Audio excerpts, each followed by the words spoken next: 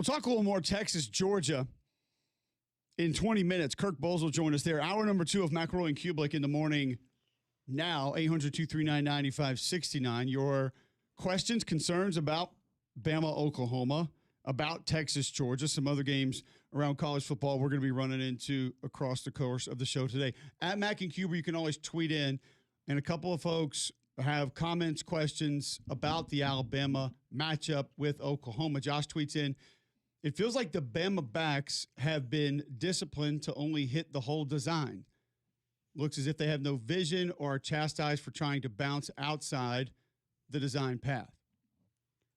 I don't agree with that. I would disagree with that because I saw 2 runs that if they actually go play side where it was designed against LSU, I think they have pretty big pickups.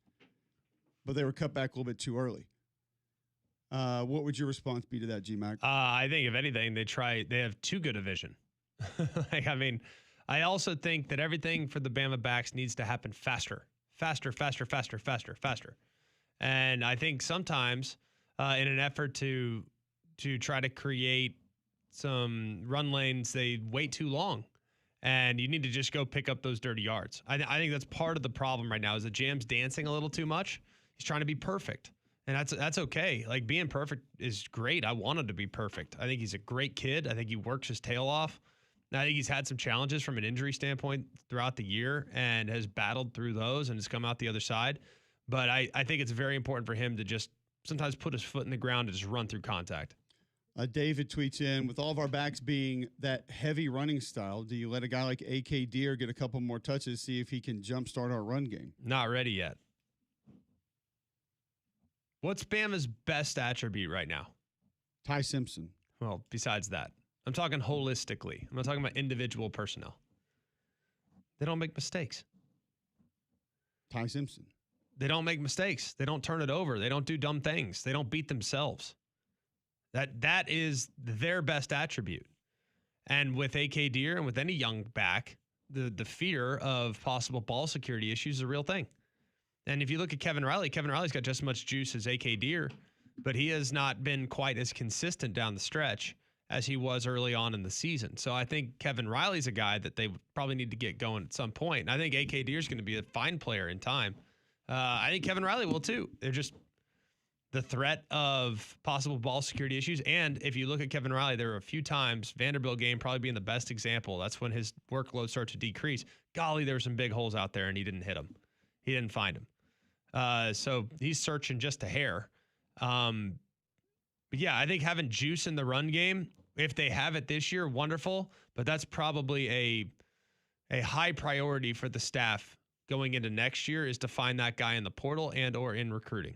True freshmen could be great backs. Yeah, well, it's interesting you say that because Keith tweeted in and said, in Bama run game, where has Riley gone in the running back rotation? He has a burst that some others don't have. So you just answered the question, but he was ahead there and already wondering that. So I also I don't know why, but for me, this whole Jam Miller bigger back style thing, Jam Miller might not have like the 40, 50, 60-yard track speed, but I don't view him as a 3 yards in a cloud of dust guy. I think he's got good burst. He's fine. I think he just dances a little too much in an effort to be perfect. In an effort to be perfect, I think sometimes he occasionally turns down the dirty run in an effort to find a slightly cleaner path to 7 yards. Which is odd because he has the ability to pick up those dirty yards. He's physical enough to do that. No he question shy away he is. From contact. So no, he doesn't shy away from contact. I love him. I love him as a back. I do. I just think sometimes it'd be advantageous for him just to hit it at 1,000 miles an hour. When you watch some of the best backs or some of my favorite backs, I don't know if they're the best, but they're some of my favorites. The hole's not even there. They are hitting it at 1,000 miles an hour. You look at the guy at Kentucky, Seth McGowan. How hard does he hit the hole? It's the only way. And by the way, his offensive line probably hate him because he's running them over too. How does it feel as an offensive lineman to get cleat marks up your back? My Dowdle has more explosive runs this year because it's how they treat runs, not necessarily what they're exactly capable of. So, Keywan Lacey, same way at Ole Miss. He's as downhill as they get. Yeah. So I don't view that as overly problematic. It's just, for me, it's just a feel. I said it earlier in the week. I'll say it again. If you don't live there, you're not a member of that neighborhood. Like you have to live in the neighborhood of the run game. And if you're going to be picky and choosy with it, then it's going to appear to be picky and choosy with success. But we would be saying the same thing about the Alabama passing game if they ran the ball 46 times a game. Correct. And then all of a sudden we're in a shootout and Ty Simpson would have incompletions and balls would be short and they'd be giving up sacks and be like, what's wrong with the pass game? Well, that's not what they are. And I don't think it's stylistic offensive linemen. I don't think it's backs that can't run the ball. The best way to state it all is inconsistency is what it is. Because you see Daniel Hill on an inside zone, could he have followed the left guard who had his hat across the 3 technique and the center was climbing to the linebacker and there was a clear path in the A gap right there with the backside end not blocked, by the way, so that you could sit there and tell me it's zone cut and he's supposed to cut it back early. Why would you run zone cut with a backside defensive end not blocked? Yeah. You don't do that. And it's there front side. Right. But his helmet, you can watch the film. His helmet immediately turns to the backside A gap. Immediately. He's not being coached to do that. Ryan Grubb is not going to let that happen. I know that. So that happens on one play. Well, then you get your right guard blown up on another play. They're not coaching him to give up hands on the inside and lose leverage against a D tackle. So then that's a totally different play. And some plays, guys on defense make good plays. LSU front seven still pretty good? I think they are. Well, last time I checked, they were. No. We don't want to give any credit to anybody else for doing something good. Want to know why? We Bama. Them LSU. I hadn't been that way for long. But I understand there's a little bit of that right now with where they've gone this year. But I just think it's inconsistency, Greg, and that can be a different thing, a different group, a different person on almost every play. And they don't live there because they don't have to live there. Alabama can afford to live in a lot of different neighborhoods. They choose to live in the neighborhood that they live in. And that is quick game, move pocket, different formations, different style runs. I just told you, they ran wham last week. Yeah. They've run fullback belly this year. I mean, they throw the ball to the tight end. They throw the ball to the backside of the backfield. Quarterback's under center running play action with his back turned to the defense. How many other SEC teams have done that this year? Not enough. So if remember how 8 or 10 years ago, we just started calling defenses multiple because nobody knew what to call them because they all ran so much. If you asked me, what does Alabama run on offense? I would say multiple. Because that's essentially, I think, what they are. They do a lot of different things well. So if you could do a lot of different things well, why would you spend all your time trying to become an expert at one thing when you could be really good at a lot of things? That way, when you get into that matchup where they can take away the thing that you're best at, there's other things that you can go do. And it's why I'm sorry to interrupt you. I have not fallen for this trap of this being overly problematic. Is there going to be a moment in the SEC championship game or the semifinals of the college football playoff where you got a 3rd and 1 or a 4th and 2 or a 3rd and 3 that you need to pick up to win the game? Yes, probably. Yep. And it doesn't mean you won't get it, by the way. For sure. But that's just kind of how I view this whole thing. And I know other people disagree with that and don't like that and won't accept that. I've heard them all. I've had them all sent to me on multiple platforms, by the way. But that doesn't mean I'm going to change the way that I view it. You don't need to prove anything to me. I think that most people will only look at it through the lens of, oh, well, we need to be this, we need to be that. And then they're mad that their defensive numbers are not good. What happened 3 or 4 years ago, 5 years ago, 4 years ago, whenever it was, as Alabama's offense started to become high flying, started to average X amount of points per game, what happened to the defense? Well, everyone thought it was Pete Golding who couldn't call it. It's clearly his fault. No, they got exposed. Why did they get exposed? Because their offense was sometimes hanging them out to dry. It's a very complimentary team.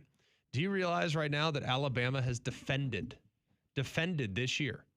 This is kind of remarkable. And I would be surprised. I wonder, I'm actually going to ask you the question because I just want to get your take on it.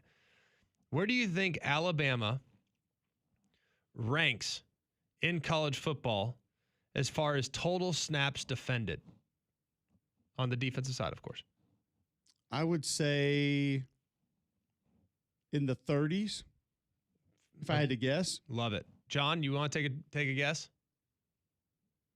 I'll go 46. Which is weird because I've never thought about this at all. Like I've never even given this a thought. Well, that's why I'm here for you, Bards. That's why we see each other's blind spots. Do you realize that Alabama has defended 531 snaps this year? Feels like a lot, but Feels I like don't a even know lot. what the Goodness most in gracious, college football that's would be. so many. Guess what? It's fifth fewest in college football. So as a result, you know the teams that are in front should of be better now. What? Kind of feel like the defense should be better now. I hear you. Ohio State, Missouri, Northwestern, and Iowa. Those are the four teams that are right in front of them. So everybody wants the run game, and they only view complementary football, and they only view taking the air out of the football by way of the run. That's not the case. Alabama is a ball control team that plays great team football. And their defense, from a statistical standpoint, is outstanding as a result of that complementary approach. So who cares how they control and possess the ball, whether it's through the air or on the ground, if the goal is ultimately to limit snap exposure for your defense and to finish the game with more points than the opposition? What the heck do we care? Oh, well, we're going to have to run it if we get to the playoff. What makes you say that? Why do you think that? Tell me all these super elite teams in college football right now. You think you're going to run it on Ohio State? Answer me this. Are you going to run it really, really well against Texas A&M? Some people think their rush defense is poor. They do get gashed. They get seamed from time to time. That is true. When you're a high-risk movement team, that will happen. Fair. And like Oklahoma's giving up some big runs. And in the event in which Alabama plays against A&M, and like we'll see against this weekend against Oklahoma, they will probably seam a few because that's the way it works. But the goal is to control and possess the ball and to finish the game with more points than the other team. How you get there doesn't matter. So stop focusing on what we don't do well, what we don't do great, what we don't do this, we don't do that. Just focus on the result right now.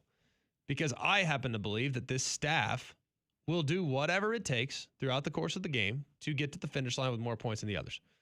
And frankly, I think the defense is great. I think they're playmakers. I think they're rested. I think because of how simple the scheme is, it allows them to focus on takeaways and swarm and strain more so than trying to make sure you make the proper call and get the perfect adjustment. I think there's a lot of things to like with how they're playing right now. And in a perfect world, would they be perfectly balanced 50-50 run pass? Of course. That's just not who they are. Their best players are at wide receiver and a quarterback. So lean into what you do best. All and right, good things will happen. A couple of folks are tweeting into the show. Jolly tweets in, hold on, GMAC. Simpson has several fumbles and a few interceptions. Why not? Yeah, one interception. Why not Deer or Riley a little early in game situations? DeBoer made some gambles midfield and giving up field position, trusting the defense, let the young backs have some carries. Simpson has one interception. I'll throw this out. Do you know how many turnovers UConn has lost this year? Just total sidebar. 0? 1. They lead the nation in total turnovers lost. Temple would be second in the nation with 2 turnovers lost. Always thought Temple was the best. And tied for third fewest turnovers lost in the nation would be Alabama at 6. But couple interceptions, couple fumbles. And I think if you're tied for third fewest turnovers lost, it's safe to say you can fit in the category of don't give the ball away. By the way, would you like to take a million guesses at who Alabama is tied with third nationally with 6 turnovers lost? Navy. No, there are 2 teams. Both have been mentioned on the show today. Florida doesn't turn it over. Nope. No, not them. I will say, surprise, Texas tied for 6th fewest in the nation with 7 turnovers lost this year. I felt like that was a lot more than that. Auburn is one of the teams. 6 turnovers lost all season. See, all you got to do is be mistake Mistake avoidance, adverse. and you That's win. it. That's all. Well, you win some of the time. The next team will be Ohio State. So it's a perfect litmus test of what you are if you don't turn the ball over. UConn, Temple, Alabama, Auburn, Ohio State. Another thing, too. That solves that problem. 100%. And let's just for a moment, why can we not just acknowledge the fact?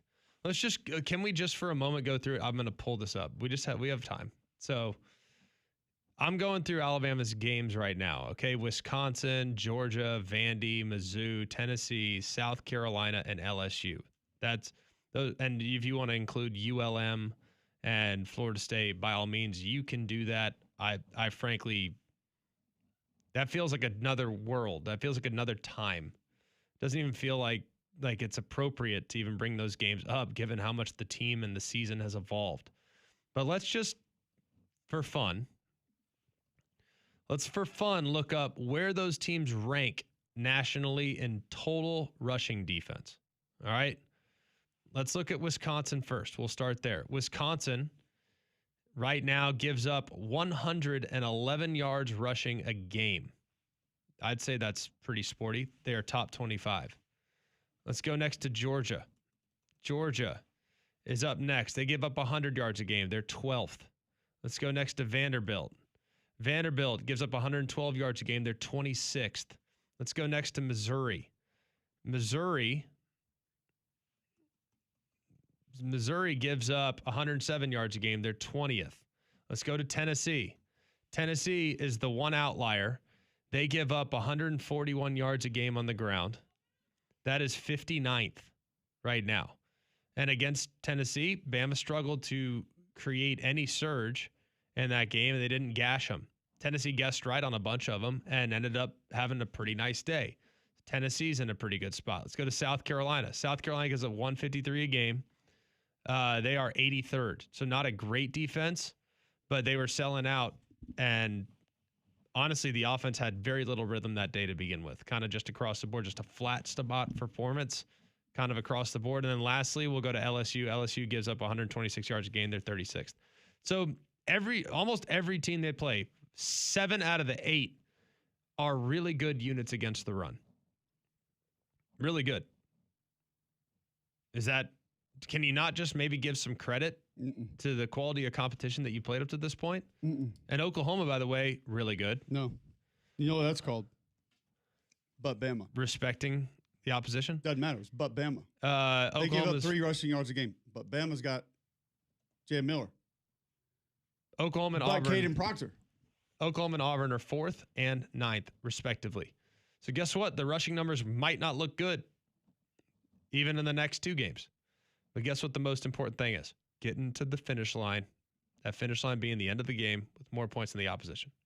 However you get there, it's all that matters. I would ask whose rush game you would want to trade with that's in the top 10 in college Arkansas. football. Well, they're not in the top 10. What are they? Navy, Air Force, Utah, Jacksonville State, Army, Oregon, James Madison, Mizzou, Indiana, South Florida. Are those the teams that you look List at them and off say, list them off one more time, slightly slower. Navy, Air Force. All right, So Navy, those Air are Force, off. remove them. Those are at a different table. Okay. They're sitting at the adult table. Utah, All right. Jacksonville State. Utah's quarterback runs. Jacksonville State's quarterback runs. I would almost call it like quarterback delay. Triple option. Figure something out Basically. later. Yeah. Jacksonville State. Yes, That quarterback is run. Essentially a form of option Q run, yes. Army, okay. At the other table again, out in the living room. Oregon. They run it really well. JMU. JMU hadn't seen enough of the tape, but Mizzou.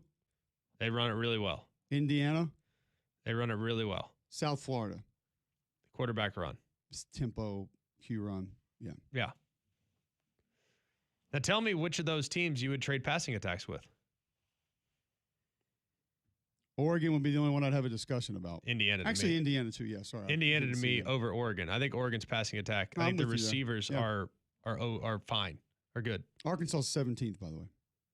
Oh. A&M 19th. Georgia Tech 13th. Michigan 12th. All those have quarterback run. I'm just I'm giving you names of teams. Georgia 24th, still Quarterback run. Notre Dame 26th. Notre Dame's got a Heisman back. Put Jeremiah Love in Tuscaloosa, would probably be a different animal. And I will say Alabama does have some Q run. I mean, they'll get to it at times. Yeah. It's not like it's. I don't think anybody's going on the board right now preparing a defensive plan for Alabama saying, hey, guys, Ty Simpson's legs. You're not pulling the Ole Miss double spy? Triple spy. We'll see. All right, more college football next right here on Jocks.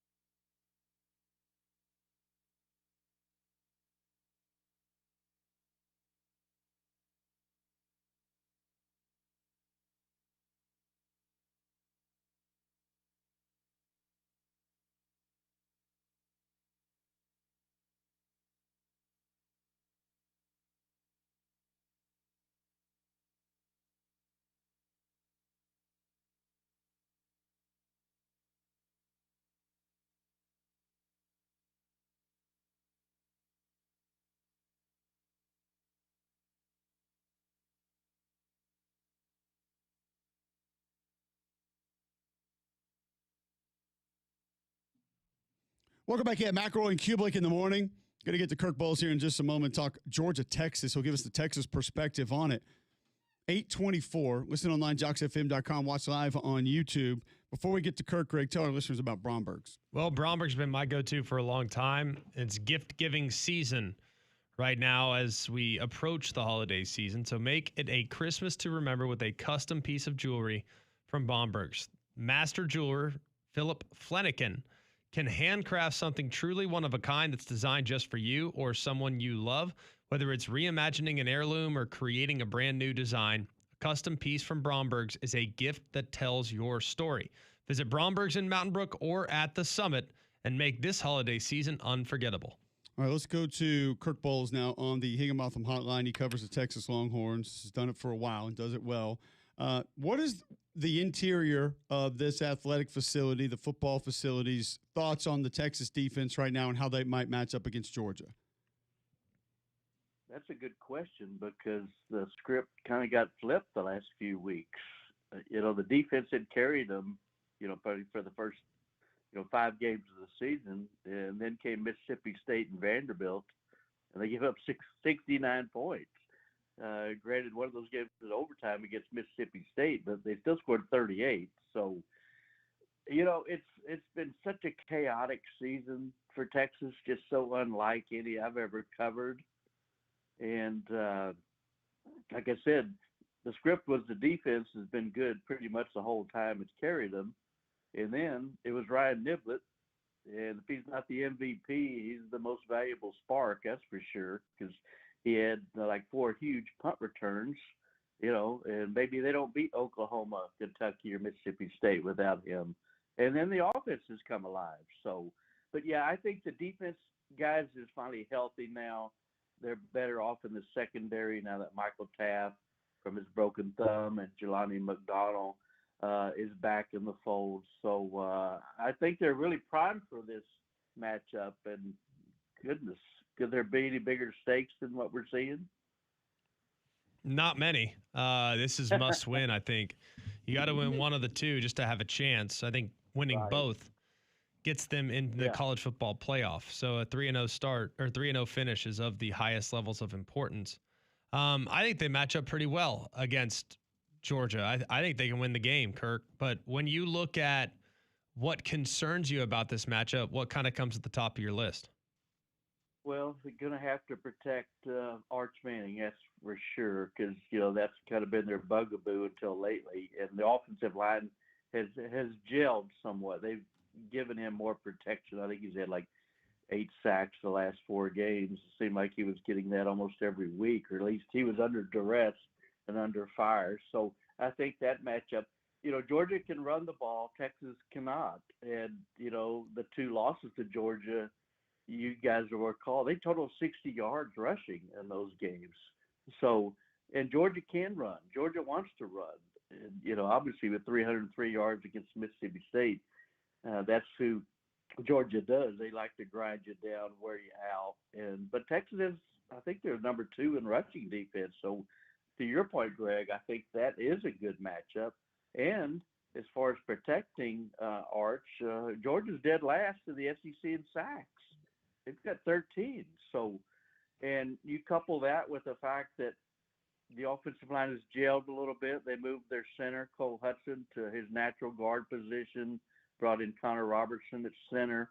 That seems to kind of stabilize that interior of the offensive line. So, yeah, on paper, I agree with you. I think it's a pretty good matchup. And I think a big component of all this is how they're going to do against Gunnar Stockton, because basically Gunnar Stockton's Diego Pavia without the marketing.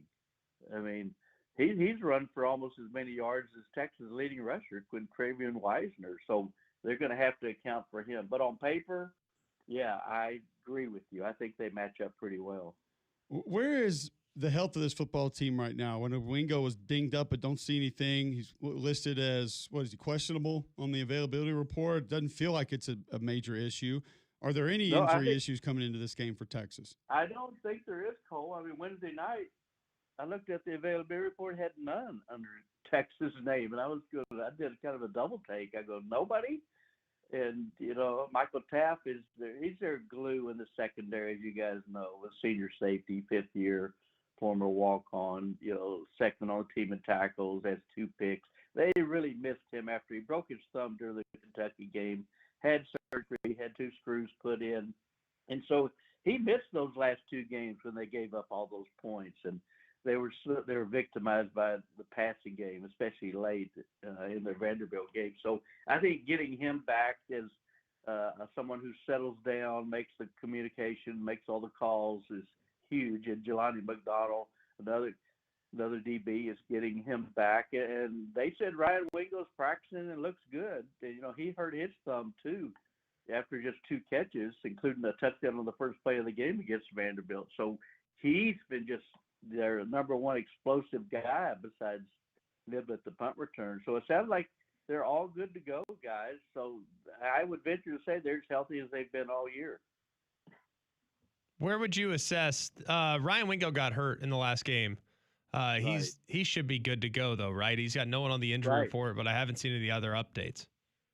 No, I think he's good to go. He said Monday. He said he's good to go. He's practicing. So, and they even said, Greg, after the game, he even said in an emergency, in a pinch, he could have come back in against Vanderbilt. But obviously, they were jumping out to the big lead. Didn't feel like they needed him. So, I think if he's not 100%, I bet he's going to be 90% or better because, those receivers, those thumbs come in handy for receivers. Yeah, I've been told that those are important for sure. When you look at Arch and his progress, I think that he's actually started to play pretty well these last few weeks. And it started for me against Florida. Started to see some of the light go on there, and he got hit hard in that game. Right. I thought you could have made a case it might have been his best game. I mean, he took a beating and yet battled. The Kentucky game left something to be desired for sure. But if you look at the rest of those games, excluding the Kentucky game, it feels like he's had a pretty good second half of the season. How would you assess his progress? If the season started the last two games, he'd be the Heisman favorite, like a lot of people, myself included, thought he would be. I mean, he's had 6 touchdown passes the last two games, 674 yards, I believe. He's thrown 1 pick the last 4 games, and that just underlining boldface that. So he's not putting it in harm's way as much. And I think Sark's calling a better script of plays for him.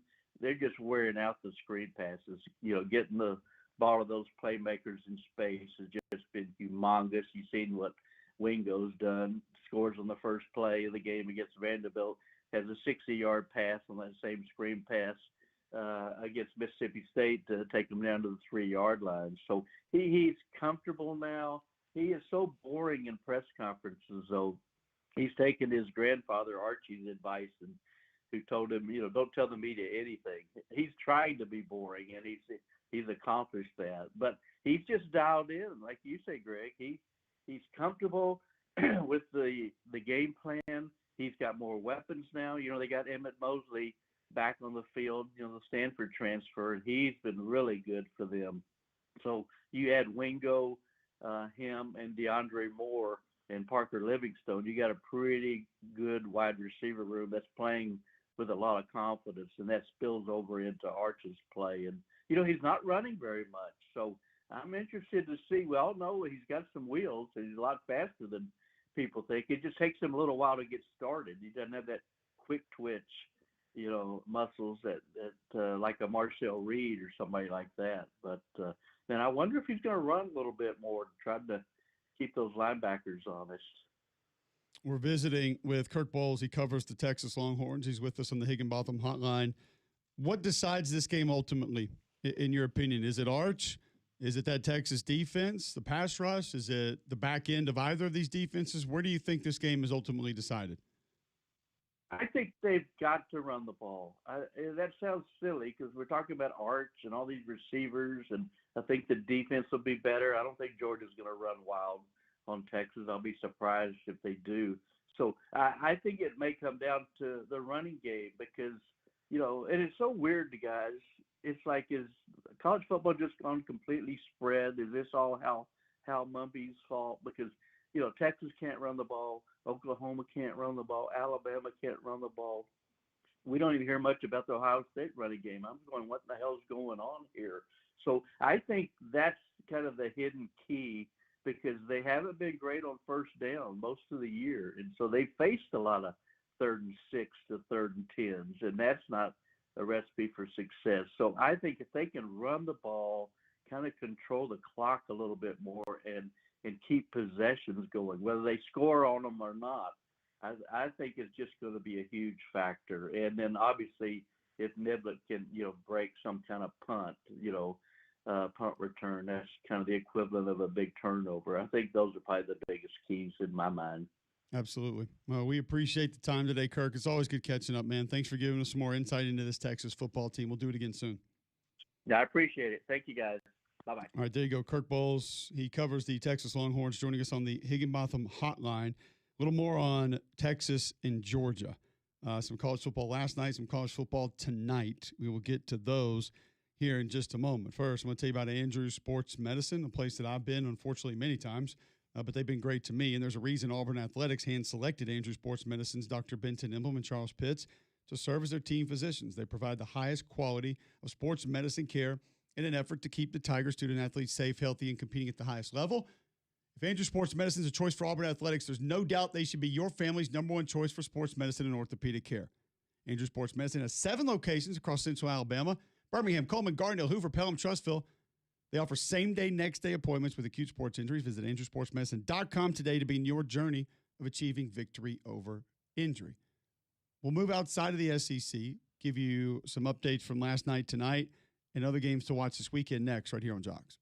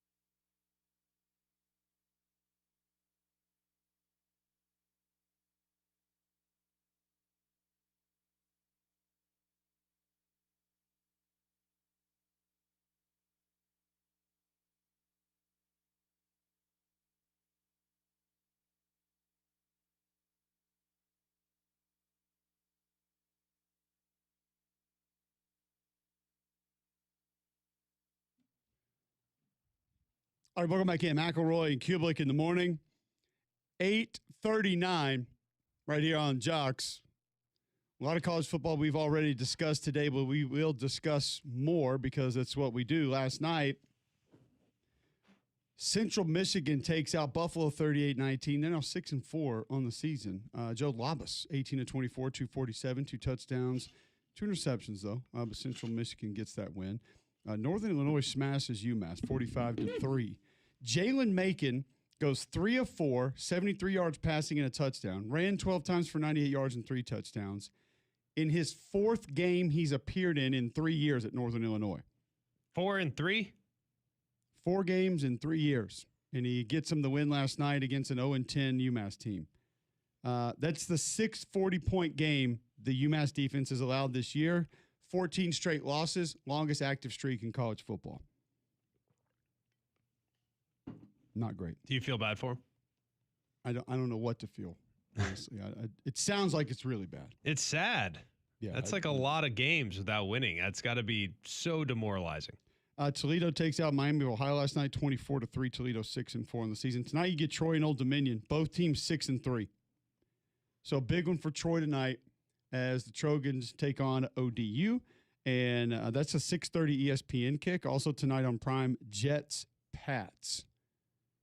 Part of your NFL fandom will be taking the field tonight against a hot Drake May as far as his play in the field. Love it. Having a good year. Jets have won 2 in a row. Okay. Slow down. Just saying. Calm down. Climbing our way out of the cellar. Out of the doldrums. Think they can get there? Hey, if they win out and get lucky, they have a chance to finish in the middle tier of the NFL. Some people would tell you that the most intriguing team to watch the rest of the way this college football season are the Pitt Panthers. And not because they do have some interesting situations to watch with the quarterback situation and how that thing has turned. Desmond Reed, how shifty he is at running back. They're an intriguing team, but that's not necessarily why people will give you this, Greg. They'll give it to you because they have number 9 Notre Dame this weekend. Then they are at number 16 Georgia Tech, and then they have number 15 Miami at home. This Pitt Panther team can absolutely cause chaos within the college football playoff. And who might be in, who might be out, who gets help, who doesn't.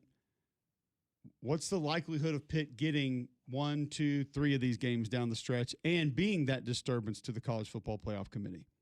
Well, I think they actually have a really good chance of making some things very interesting. It starts specifically with Miami coming there the last week. Yeah, I like their chances there a lot. I feel great about Miami in that one. I think they can get Georgia Tech. I think there's a lot of things they can feel good about. But tell me this, like, how do you feel about their matchup this weekend? This is the hard one.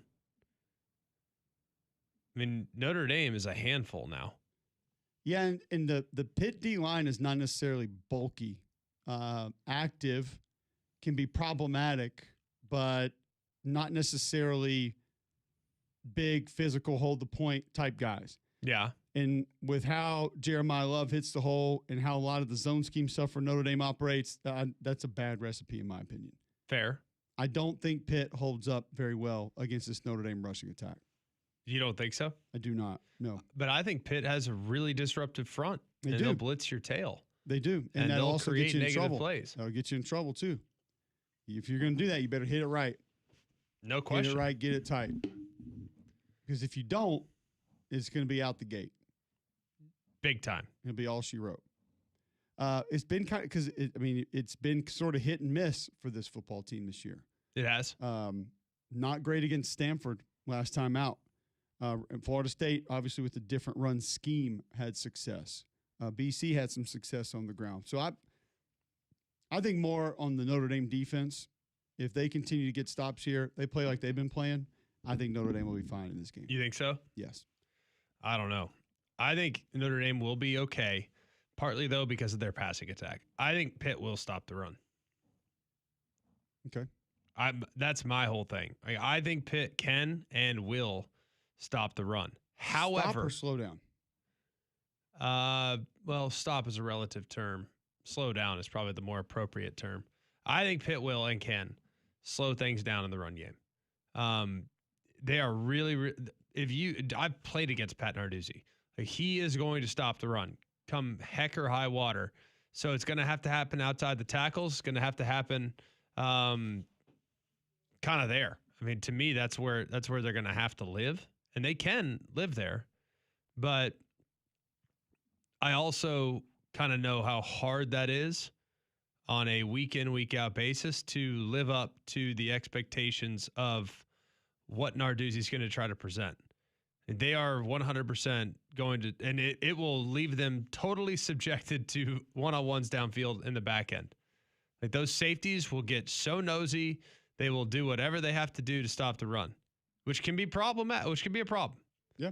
If you view allowing someone to run the football as like the test of your manhood, which I think how Narduzzi kind of approaches it, then you'll do whatever it takes to make sure that doesn't factor in. And I think sometimes it can be used against them.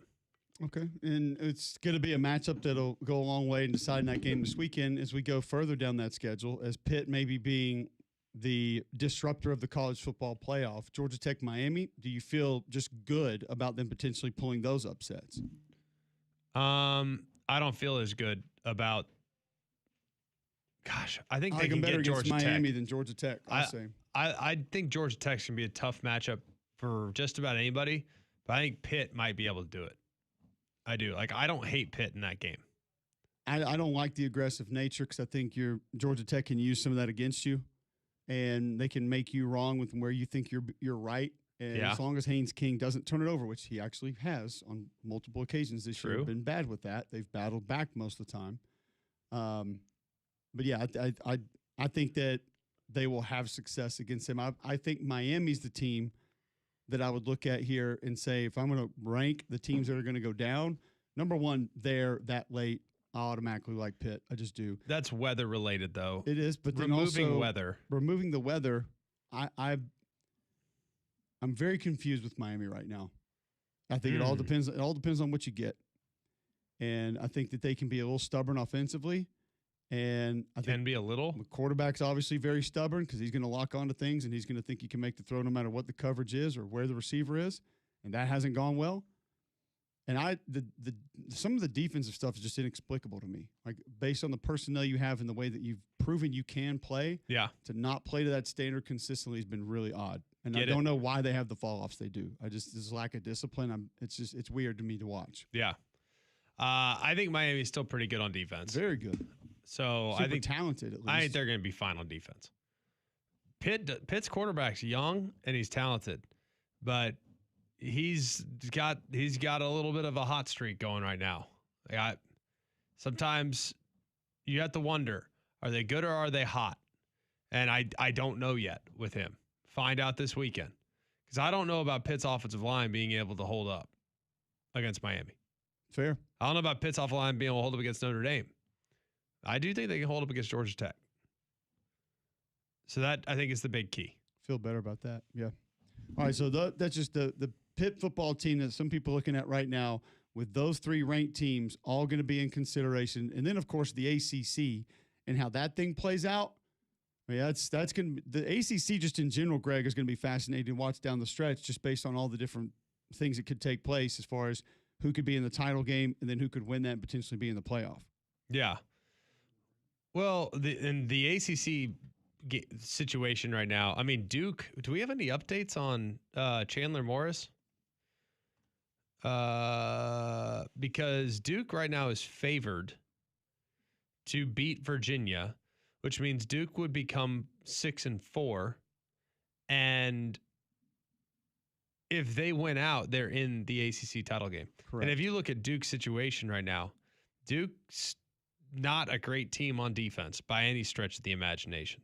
They give up a lot of yards. They give up a lot of points. They are remarkably underwhelming. Will probably be one of the worst teams to make it to a conference championship game in some time on defense in the event in which they get there. But is a team that does control their own destiny, favored against Virginia this week, favored on the road at North Carolina, favored at home against Wake Forest. So if Duke is in the field, Duke is in Charlotte for the ACC title game, it will be insane because that opens the door for James Madison to get in at 12-1 when measured against a 9-4 Duke team. This is what we talked about earlier in the week of some P5 conference champions maybe not getting in. The most likely ACC championship game is Duke, Georgia Tech analytically. Statistically, that is the most likely matchup. Following that at 24% would be Georgia Tech, Virginia at 15%, Duke, SMU at 13%, Georgia Tech, SMU at 11%, SMU, Virginia at 10%, Duke, Virginia at 5%. Yeah. All the matchups that we had planned for in the preseason. There. All of them. Just what we talked about and we thought was going to take place. All right, we'll come back. Speaking of some of those games that may be upsets pulled this weekend and in the next few weeks, what upset do we like the most this weekend? We'll give it to you next right here on Jocks.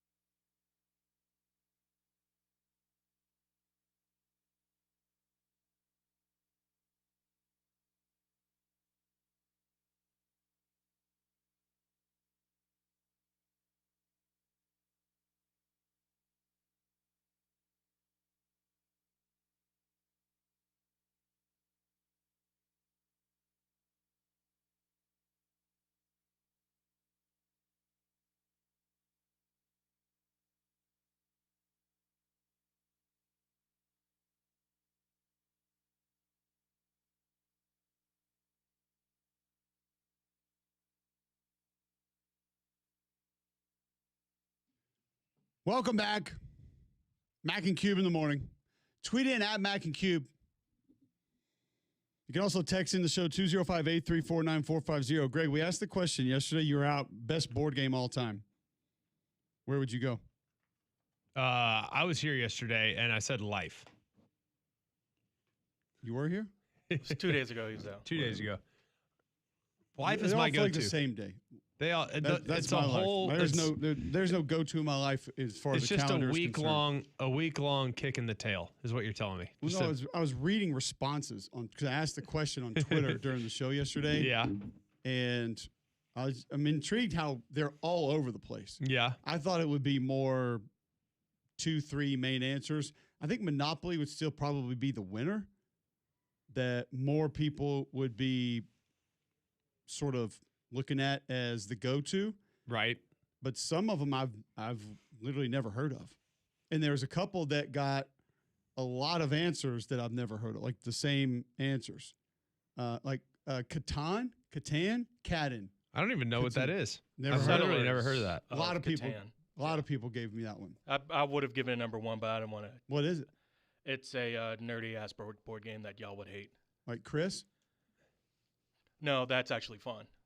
Settlers is. Catan? Catan, Correct. yeah. It's not fun? No, Chris isn't fun. Oh. CA. I got a lot of Risk also. That's nerdy Monopoly. Risk is fun. But like if you use the same strategy every time, it's kind of boring. I tell you one that I did not get a lot of that I thought I'd get more of was Scrabble. Scrabble's too hard. I tend to agree, but I just thought that's because I'm dumb. No. Your brain has to work a certain way. Like my brain does not work on Scrabble. Like I'm not dumb. I don't think you are either. What is Ticket to Ride? It's a song from the 70s? Apparently it's a board game, and I got a lot of folks that said that was their go-to. Ticket to Ride game. Like David, the best is Catan, but if you actually know ball, it's the Commander format of Magic the Gathering. Penguin, Catan, definitely tops, never gets old. I've literally never heard of it. It's a fun game. The problem is you got to play with that. You can't play with 2 players or even 1. Like you need at least 3. Okay. One that I did get very few answers of that I thought I would get more of also, Battleship. Battleship stinks. Wow. It's the dumbest game Hater ever. in the building. It's dumb. Why is it dumb? Because it requires no skill. It's luck. It's a game of memory. It's not a game of memory. You have to guess. If you hit like F5, you have to know that like either F6-7 or F3-4 are your other hits. You got to remember that. He hates 2 smart and 2 dumb games. There's only middle with Greg. Makes dumb. perfect sense. Yeah.